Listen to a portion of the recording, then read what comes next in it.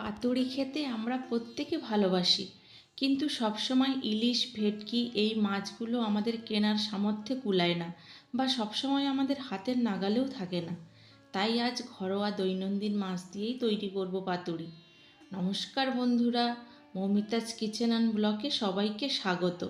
চলো তাহলে দেখা যাক কিভাবে আমি রান্নাটা করি।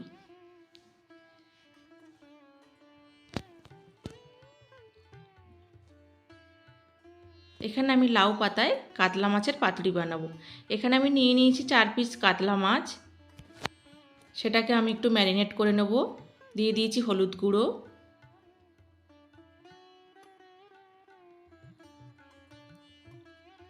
লবণ,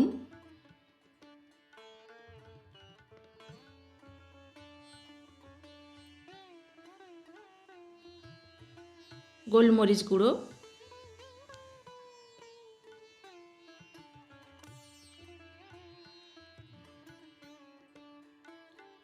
আর একটু আদা বাটা। এবার সবগুলোকে আমি একটু ভালোভাবে মেখে নেব।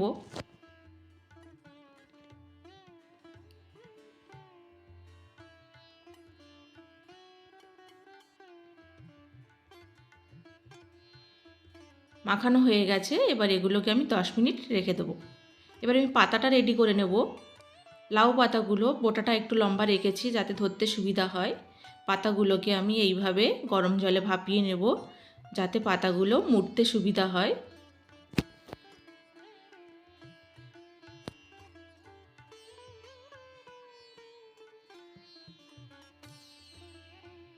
এইভাবে আমি সবগুলো পাতাকে রেডি করে নিচ্ছি।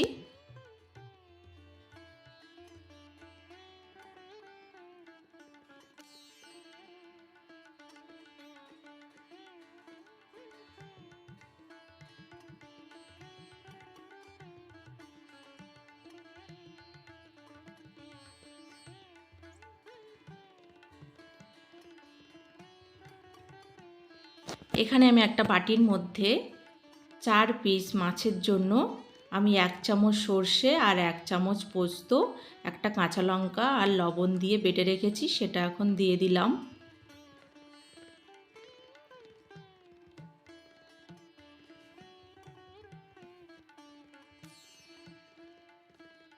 এবারে দিয়ে দেব 2 চামচ টক দই, একটু লবণ,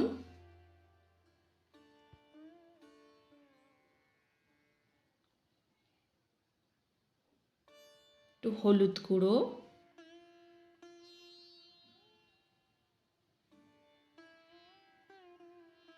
একটু জিরের গুঁড়ো, আর একটু দিয়ে দেবো মিষ্টি। হাফ বাতাসা নিয়ে নিয়েছি, সেটাকে গুঁড়ো করে দিয়ে দিচ্ছি। এখানে মিষ্টি হবে না, তবে টক দইটাকে ব্যালেন্স করবে। আর দিয়ে দেবো 4টে কাঁচা লঙ্কা, যেটা পাতুড়ি মোড়ার সময় সবগুলো মাছের সাথে একটা করে দেব। আর দিয়ে দেবো 2 চামচ সর্ষের তেল।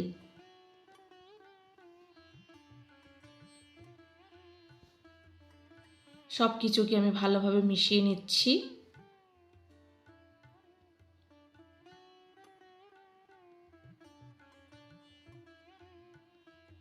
একটা প্যান গরম করে দিয়ে দেবো একটু সর্ষের তেল।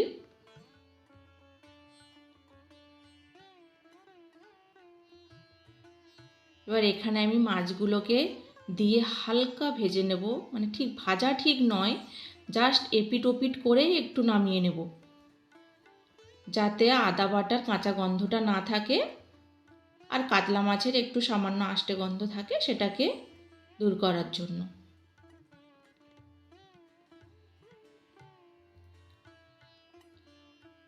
এবার সেই আগে থেকে যে পোস্ত সর্ষের মিশ্রণটা তৈরি করে রেখেছিলাম, সেই বাটির মধ্যে মাছগুলোকে আমি তুলে নিচ্ছি। মাছটা দেখতেই পাচ্ছ কাঁচা কাঁচা।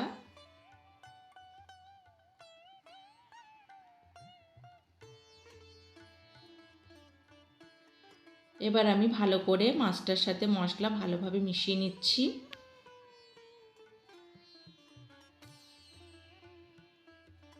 এবার একটা থালার ওপরে লাউ পাতাটাকে রেখে দিলাম। এবার লাউ পাতার ওপরে এক পিস মাছ দিয়ে দিচ্ছি,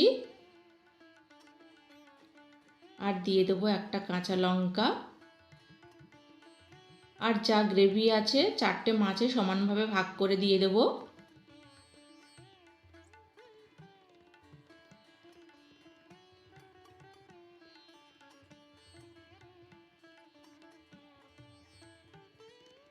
এবার আমি কাঁচি দিয়ে সেই অতিরিক্ত বোঁটাটা এবার কেটে ফেলে দিচ্ছি, যাতে আমার সুতো দিয়ে বাঁধতে সুবিধা হবে।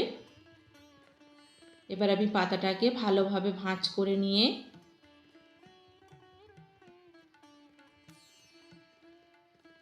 সুতো দিয়ে ভালোভাবে ঘুরিয়ে ঘুরিয়ে বেঁধে নেব।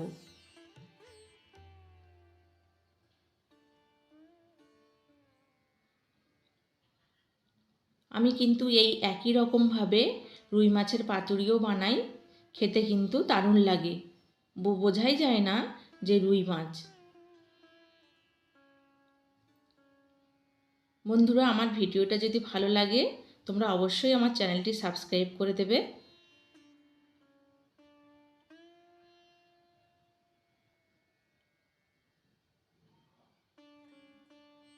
এইভাবে আমি সবগুলো পাতুরিকে বানিয়ে নিলাম।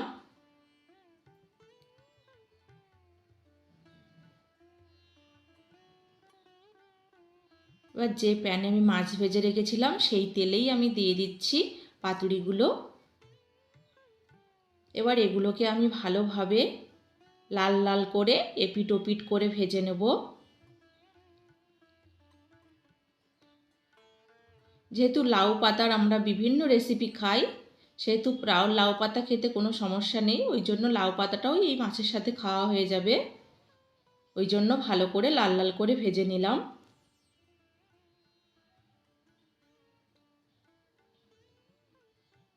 এবার আমি একটা মাছে সুতো খুলে নিয়েছি, এবার খুলে দেখাচ্ছি কতটা সুন্দর হয়েছে দেখো।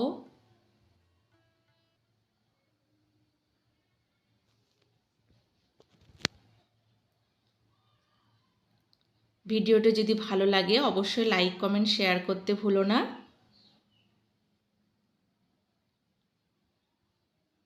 লাউ পাতার গায়ে দেখো মশলা লেগে আছে, এটা কিন্তু মাছের সাথে গরম ভাত দিয়ে খেতে কিন্তু অসাধারণ লাগে।